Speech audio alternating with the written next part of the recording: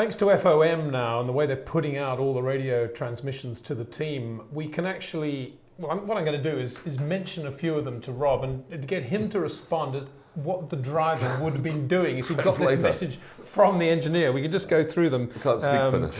Well, yeah, I mean, Nico Rosberg, it gives us a good opportunity to go through the race as well and just basically congratulate everybody who went very well. I mean, the sad one is the instruction to Mark Webber as he's pulling up on the pole at Abu Dhabi. Everything sounds like a NASA space launch. Everybody's in control.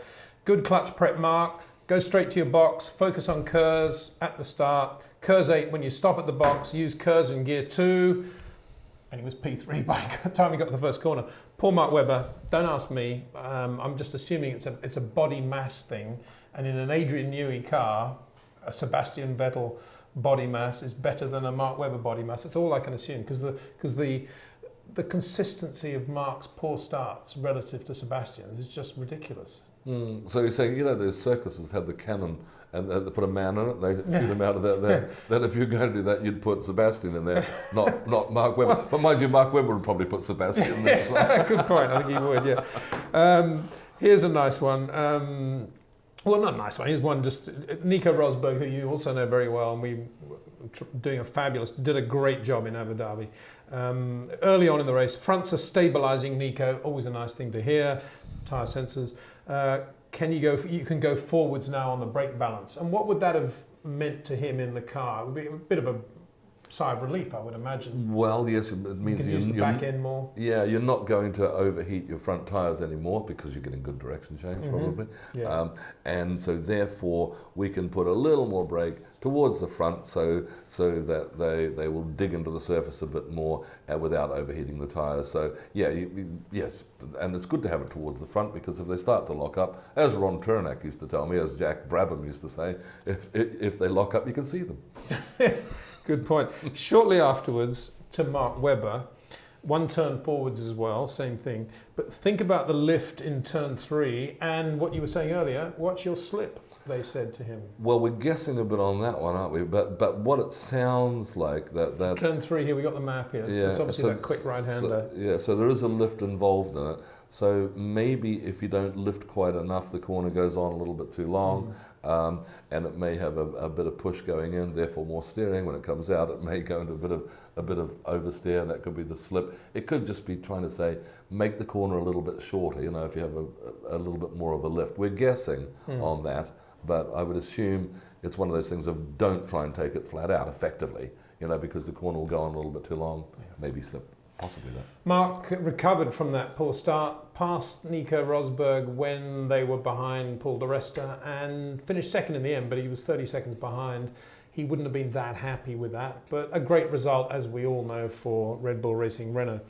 Now, about the same time in the race, early in the race, Lewis Hamilton saying back to base, car's okay, a little bit of understeer, and they replied, half a rearwards turn on the brake balance may help with the understeer, and you also have torque 3 for more handbrake. So that obviously increases the handbrake, and all they're really talking about there is locking the rear up a little bit, and doing a handbrake turn, to get rid of some understeer. That's all that is. I expect. And Lewis would be pretty good at putting that into effect. Yeah. We'll get that. We'll definitely get a kart type direction change in doing that. So they're obviously relying on the rear wheels locking just a little bit to change direction. And then Rob Smedley saying to Massa quite early in the race, manage the pace. Which I thought was, he obviously says that quite a lot to Felipe, but it could mean anything, really. And to Felipe, it's kind of... Somebody said... of course I'm managing them the best I can. They will have their own code, or it may not be that much, their own understanding, which is probably also means be consistent, it'll be something like that, it won't be just a blind instruction, because on its own, it means nothing. Of course, I'm managing as well as I possibly can. I am managing, thank you. It doesn't mean that. I'm sure they'll just saying, right, consistency, or something like that. It's amazing now to see the digital technology coming into Formula One at the extent it does. With a driver like Lewis Hamilton, who we've always talked about as a field driver, and he is a field driver. He's one of the ultimate field drivers out there. But nonetheless, radio to Lewis relatively early in the race still, Left front is still above target, which would mean temperature-wise from the sensor. If you can't make the pass, I think at this point he was stuck behind Hulkenberg, you need to hold back and look after the tyres. Target is -2. In other words, slightly under that target temperature. And they're giving him these 1 and 2 degree elements of the tyre performance. Well, that would just be a number that would given to Lewis. That'll be right. It's a bit too hot. You know, I only know that number. We can reverse engineer that back in the pits. Too hot is number 2, is it? It doesn't matter. It's a bit too hot. Hard message for Lewis to get there, because Lewis is not going to think like that. He's just going to think, well, I'll just go on the kill even more and I'll nail him sooner, you know, but ask him to back off. I don't think he would do that until the car wouldn't allow him to attack, because he didn't back off, of course, but I just think he'd just keep charging. But it was one of those days when Lewis just couldn't get the tyres to work and Nico could, and we've seen that 3 or 4 times this year. And we thought mid-season, when both of them were going well, but we thought particularly mid-season that Lewis had kind of got on top of that. But this race was almost a rerun of some of the problems earlier on. And later in the race, they're saying to Lewis, try to cool the right-hand side. And they said that to him twice, which is presumably the side that's getting most of the load around here. Is this not getting the tyres to work, or is this overworking the tyres? Well, yeah, that's I'm sure you're right. Yeah, but on a day when actually the tyres some teams are finding them harder to get up to temperature, as distinct from India, where they were the other way. But Lewis was, when the tyres are difficult to get up to temperature, Lewis appears to overuse them more than Nico does. Yes, and that's right. And Nico's fantastic technical application there, and will work within them, on the inside of them slightly, and probably Lewis work on the other side of it. You know, a little bit, overuse them a little bit there. They said that's how Ronnie Peterson got his harder tyres to work better than Andretti's softer tyres, because he was always, you know, but then of course, Scheckter too. Yeah, indeed. But those are the days when the tyres were made out of concrete, you know, and they just didn't wear out.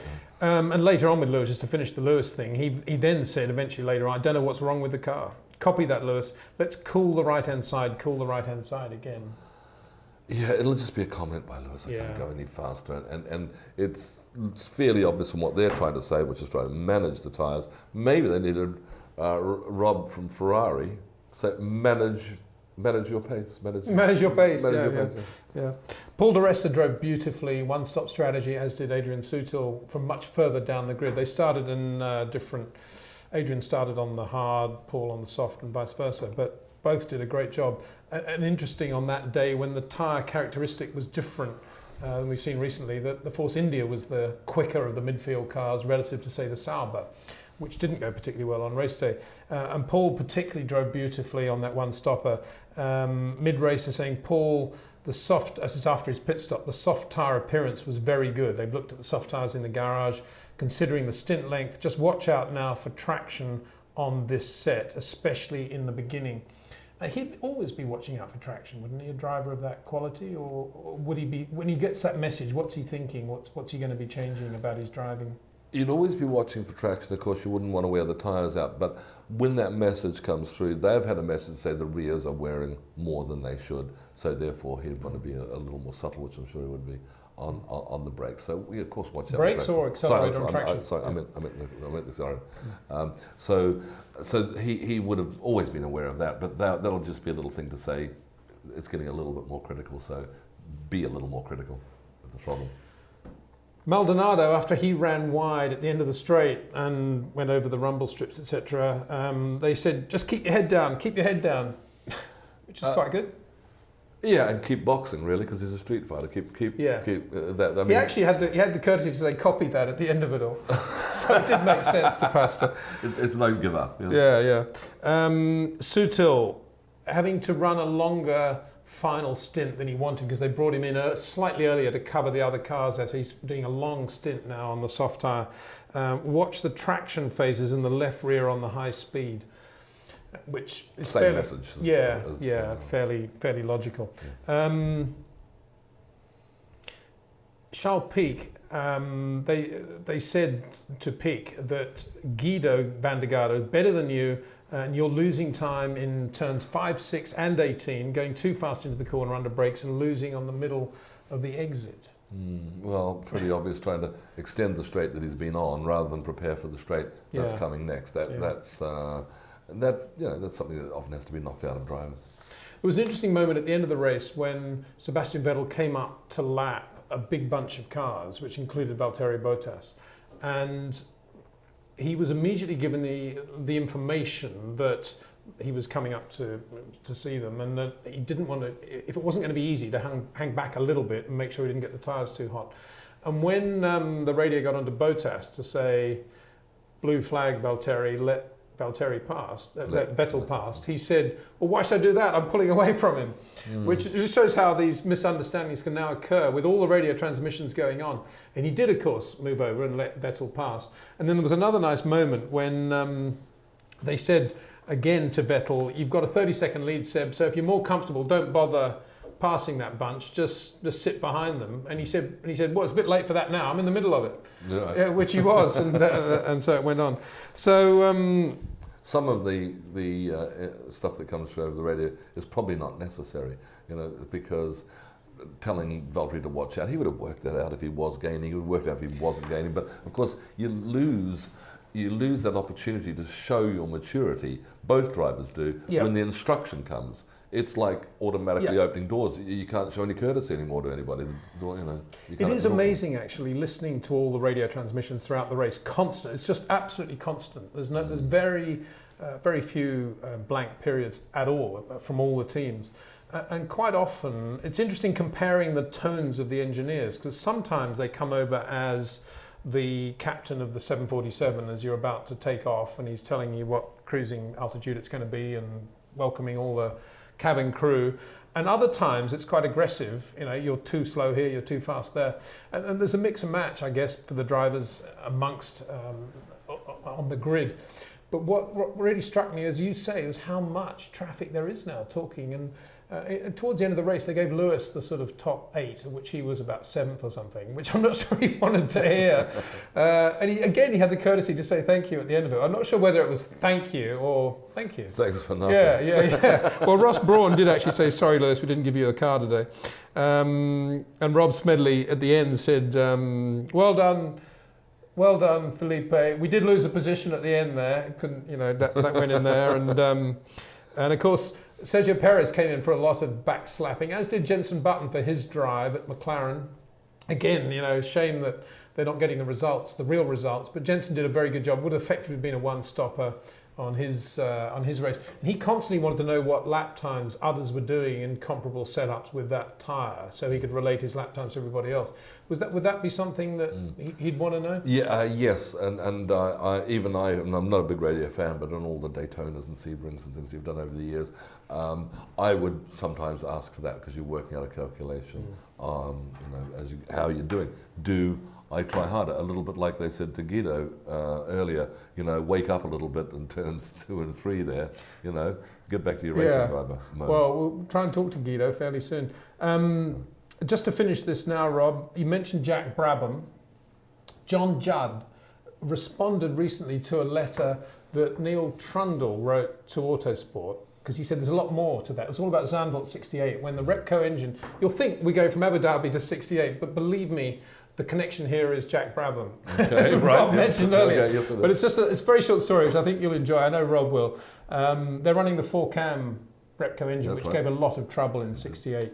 And John Judd actually wrote to Autosport, but I don't think this John Judd letter was published. So this is what he would have said had it been published. I saw Neil Trundle's piece in the August 1st edition, re Zandvoort 68. I was there too and thought there may be some interest in a bit more detail. It was my job to look after the Repco engines once they were with the Brabham team, and there was certainly plenty to keep us busy due to a combination of issues with quality, design, partly my fault, as John would say very humbly, lack of development, etc., etc. A phone call from Repco to say there was inadequate piston-to-head clearance on the 2 new engines fitted for Zandvoort was timed to perfection. I remember thinking that we were talking at the same time that Roy Billington was driving the truck onto the ferry to Dover. As soon as I told Jack Brabham, he took control of the situation, told me to design and have made a gauge to check the clearance with the pistons still in the engine. He went off to Skeet and Jeff's Ironmongers in Woking and bought a selection of wood chisels with which to remove material from the piston tops.